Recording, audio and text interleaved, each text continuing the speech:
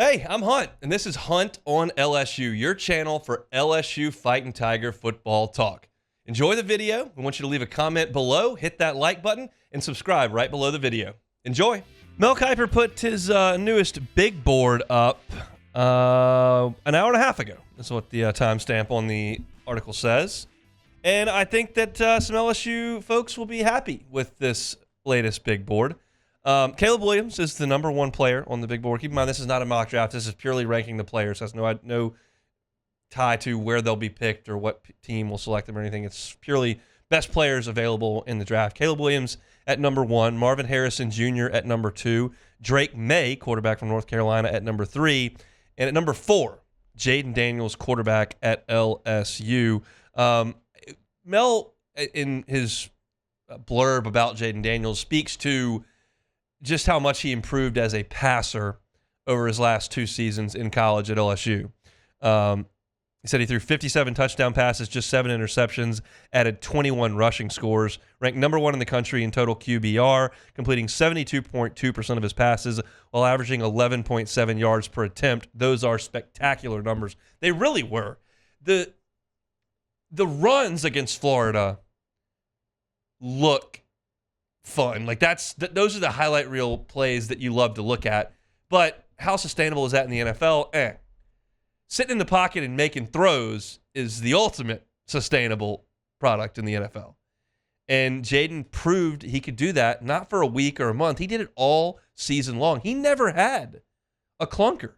Like Michael Penix was getting the flowers tossed at him late and certainly after the first playoff game. But you look at a couple of games he played last year that were just bad.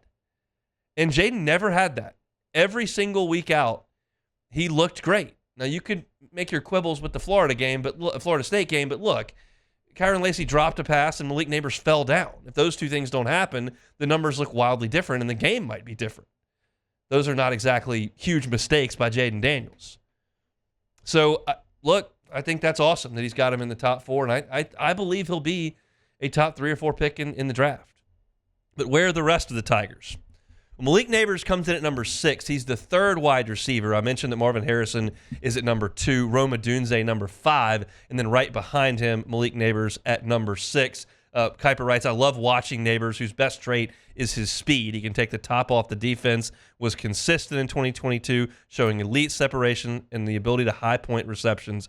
He was also balanced, catching 35 passes when lined up in the slot and 37 when lined up out wide. I didn't even realize that. That's not something that I pay a ton of attention to, is where guys are lined up. But their versatility certainly matters to NFL teams that are going to put on the tape and look at Malik Neighbors. And we know that the accolades that he racked up and the records, he's the most decorated receiver in terms of yards and catches in the history of LSU, and I think should have won the Biletnikoff Award. But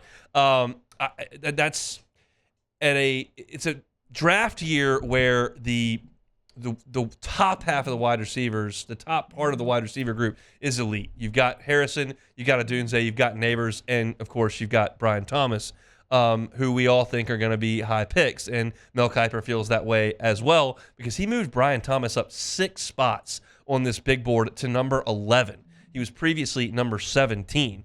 And Kipers writes, Thomas is a fun player to watch, excelled catching passes from Daniels on the other side of Neighbors. He's got great length, huge catch radius, and he's a nightmare to match up with for smaller defensive backs. He takes the top off the defense, averaged 17.3 yards per catch this year. Like the way he uses acceleration, ability to get late separation. Had 68 catches, 1,177 yards, and led the FBS with 17 touchdowns. The arrow is pointing up. Thomas needs a little bit more polish, but he's just scratching the surface of his talent. And Thomas's measurables are phenomenal. He's got top-end speed. We know that from the deep balls that he was catching this year. And he's 6'4", 205 pounds. We'll see what he measures in at the Combine or Pro Day, wherever he is. But if he's a legit 6'3", 6'4", like that's a big deal. And we know that he's really good at going up and catching the ball and really good at making plays down the field. And these guys, 4 receivers being bunched in the top 11 of this big board, and then you got the 3 quarterbacks at the top, like it feels like there's going to be a run on those positions. That's why I don't think Jaden Daniels is going to get out of the top 4. I think somebody's going to come get him. And then I think Brian Thomas, where we were thinking maybe back into the first round, I think you got to go get these guys. Harrison will go early. Odunze and Neighbors will go early, and then the next guy is Thomas. Because you're going to have, according to Mel Kipers, like he's got Keon Coleman at 13, and Keon Coleman certainly would fit in that discussion that we're having with the elite levels. But then the next wide receiver on his list is Xavier Worthy from Texas. And he's got A.D. Mitchell from Texas as well. Xavier Legette from South Carolina. Ladd McConkey's there at 9. Like, that's a big drop-off, in my opinion, from Brian Thomas to Ladd McConkey. Like, McConkey's a great college player, and I think is a second-day pick. But if you want to get a game-changing wide receiver at the top of this draft, like, you're going to have to go get it. I just don't see these guys falling because there's going to be a run on them, and you got to go make it happen. So can I see a world where Keon Coleman goes in front of Brian Thomas? Absolutely. Did you see that guy against LSU Labor Day weekend? It was not fun. And he's got that size that we're talking about and the athletic ability. So we'll see what the order is. I feel pretty confident Harrison will be the first. And then between Odunze, Neighbors, Thomas, and Coleman, I think you could shake those things up and toss them. Depends on what you like or what your roster has. What do you need? I would take Neighbors pretty quick. But I'm not going to complain about Rome Odunze either. The good news is that this group, there's helium here for this LSU offense, for these three guys. The move that they've made, I would suggest Malik Neighbors was on people's radar entering the year. He had a 1,000-yard season last year, was going to be the number one wide receiver at LSU. Like, that's a guy that there would have been some real draft eyes on. You already have seen the production. But Jaden Daniels wasn't on anybody's radar in September. And he has that big game against Mississippi State. And then he kind of kept following up. And you get into the shootout against Ole Miss and the shootout against Missouri. And you're like, well, yeah, this guy, I mean, and you start to see the buzz. Maybe he's a late first-round pick. Now I could paint you a picture where he's the first pick in the draft. Brian Thomas, tools never an issue. Tools never an issue when he was in high school. Tools never an issue when he wasn't playing a ton as a freshman. But you saw him start to make some strides last year. Big catch against Florida for a touchdown. And it all came together for him in his third season. And he goes from a guy that's toolsy that you might take a flyer on in the third or fourth round to like, oh, there's the tools and the production. That's a top 15 pick. And I often talk about the fact that I never get tired of talking about the 2019 team and for that team to continue to build on the accolades that they picked up when they were in college and now that they've gone off to the NFL. And you've got Jets setting rookie records and getting Offensive Player of the Year recognition. And you've got Jamar Chase doing the things that he was doing and being as high a pick as he was. And Joe gets the Bengals to the Super Bowl in his second year. And all those things, I think, continue to show the merit of how good the 2019 team was. And I feel the same way about this offense. The team didn't perform to that level, obviously. But you want to tell me that this offense had, maybe 3 top 8 picks in the draft if all the dominoes fall right? Daniels goes third, Malik goes sixth, and Brian Thomas goes 8.